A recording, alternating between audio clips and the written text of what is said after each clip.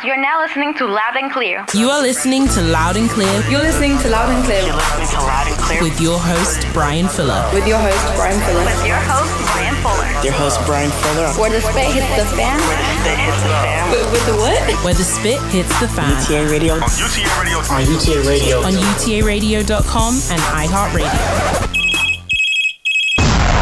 Grind 24/7. I sing bricks, a lot of bricks. These Giuseppe's a 40, got a 40 on my hip.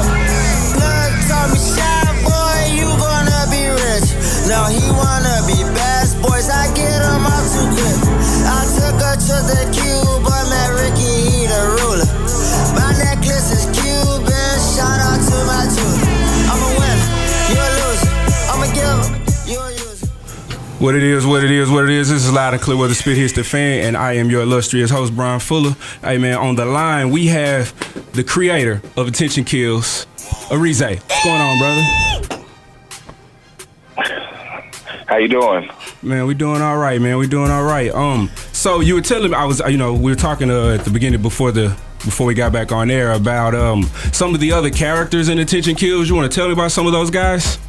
And how you guys met up and everything, and how Attention Kills came about?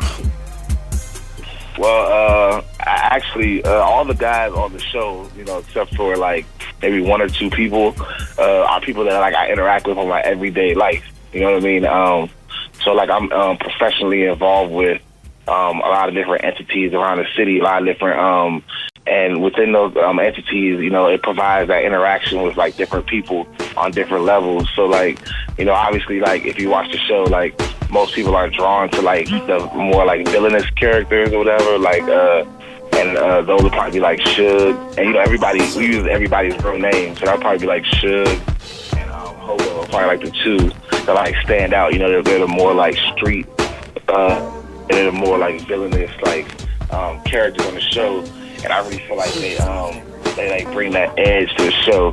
Whether it's like with Hobo and how he is more like like I would say like shady, you know what I'm saying? And Suge, he's more like I would say gangster if anything.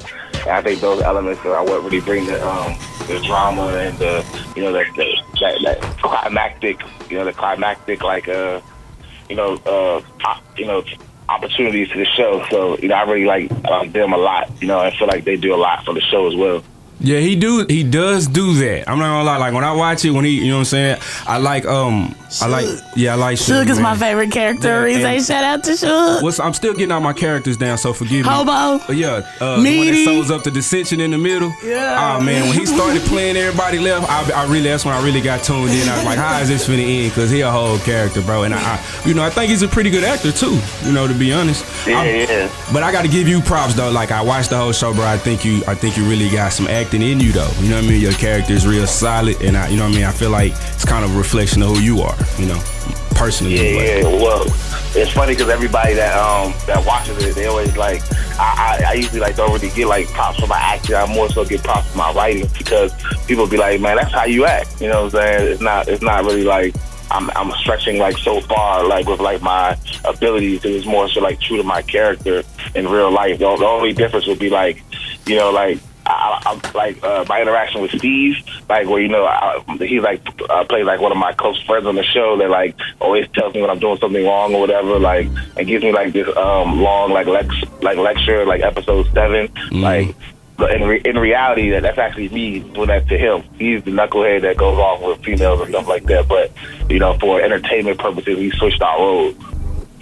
Oh yeah, I like that. I think Chelsea Grammer and Martin Lawrence did that in their newest show where they made Chelsea Grammer the really ratchet one and made Martin Lawrence the really proper guy. I think that's pretty dope because the writing. The first scene I was like, okay, Secret kept telling me you gotta push through the first episode, and I was like, okay, I will. And I gotta be honest, like I'm not disappointed at all. So now I haven't even turned on Netflix in like 3 days.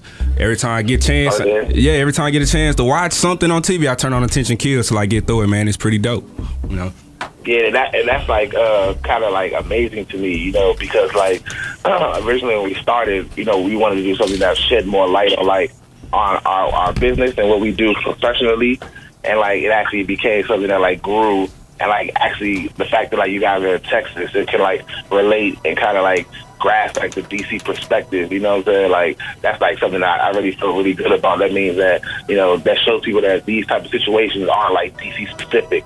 You know what I mean? There are things that happen all over the country, all over the world, and the fact that people can relate to it, and the fact that people are so emotionally attached to the characters or to the plot, to the storyline, and you know, most importantly, the fact that like it's on the internet. It's not like the show's on TV where if you miss it, you gotta wait till next week or wait till a repeat. It's like you can watch anytime you want, but come Tuesday 8:00. By 8:01, I'm getting tweets like, "Why is the link not working? Why is it?" Yeah. You know what I'm saying? Like, so that feels good. Oh yeah, definitely, man. It should though. You know, I know how it is when you put hard work into something and you really want and it's the feedback that you get back that makes you keep going day to day. You know, I don't mean to put you on the spot or nothing, but so you think we're gonna be able to get the rest of the cast or maybe some of the other guys from the show in an interview at some point too? Oh, I mean, for sure. I mean, I wouldn't have seen why not. I mean, those guys, like, really, me personally, like, to be honest with you, like, I'm not really one to be into the whole, like, interviewing thing because I kind of, let the work to speak for itself. But, you know, because you guys are based in Texas and, like, the opportunity to, like, really have the conversation and explain and answer certain questions that I know people may have, like, you know, because, like I said, it's, like, the thing about Attention Kills is, like, is the expectation versus satisfaction, like the equation between that, because like, you know, it's kind of hard to get somebody to watch something like that. Like I know how it is. Like, okay, I heard there's a web series out of DC. It's like web series out of DC. Like, come on, get out of here. And it's like you actually just watch it, and it's like, oh, this is actually okay. Like by the time you get like halfway through the season, you're like pick up the phone to call other people. But like that expectation versus like satisfaction, like that transition is like what is like I think what makes the show special. So like because of that, I knew that caused for people to want to like ask questions like, what even got you to even want to do this, or what even got you to even think about stuff like that even happens and blah, blah, blah. So the opportunity to kind of explain that, I felt like was somebody I didn't want to pass up, especially for, you know, a person like miles and miles and miles away. So, like, I'm sure that, like, other people in the cast will want to explain, you know, like, what they put into their character and et cetera. You know what I mean? So, yeah, to answer your question, I'm sure other people will want to do it. Oh, man, it's going to dope. You don't know. I wish you could see Secret over here. She turned up. I'm a super fan. Yeah, no, you really do have a super fan in Texas, man. She loves you guys. She talks about you. She talked to me about this for weeks before she even had the courage to reach out to you to get you on the show and everything. So I'm glad you guys accepted, man. It meant a lot to us as a staff as well. So my question for you is, you know, since we got time, is so when you think you're gonna drop season 3? Do you know? I do know. What I can say now, all I can say is April. I can't go any further than that, but I'll just say April. Okay. You know what I mean? Like, we're thinking about different ways to drop it because, like, you know, at one point in time, like, you know, we were, like, doing, like, the super promotion and et cetera, et cetera. But, like, honestly, like, nowadays with the fact that people are actually waiting for this stuff, I mean, you may just wake up one day and see that it dropped out of the sky. You know what I mean? Like, yeah. Oh my God, that Beyonce method. You dropping it like Beyonce drop her albums. Yeah, you know what I'm saying? Just wait. You never know. Yeah, it's coming. Right, it's so, coming.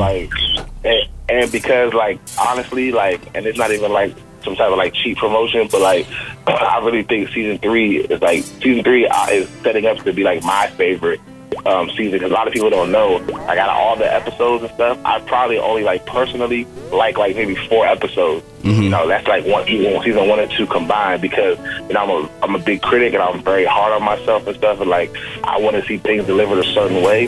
So like I'm actually I'm okay with every episode, but I actually, to go back and watch, like if I wanted to go back and choose an episode to watch, it'd probably only be like a choice of like 4 episodes in both seasons combined. So like season 3 is like setting up to be like one of my actually favorite seasons, like because of not only the continuation of the storylines, but like actually the new characters we've added and the new, like, you know, obviously within the show, another thing that people have appreciated, or I hope that people appreciate, is the story and the game that we try to give.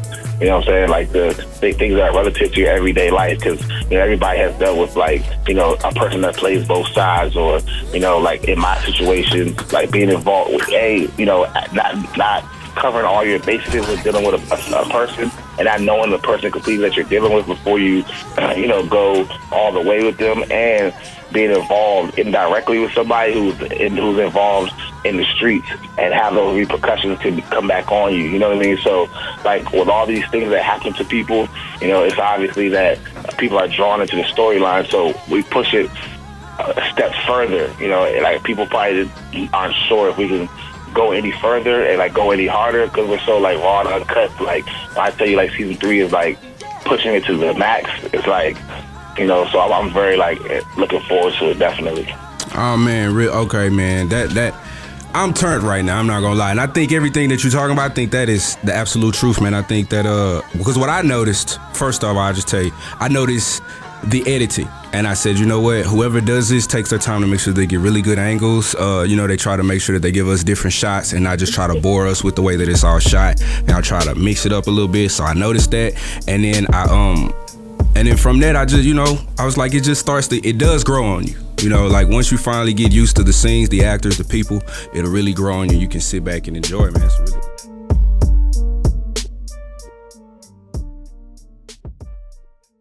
You have been listening to Loud and Clear, where the spit hits the fan with your host, Brian Fuller, on UTARadio.com.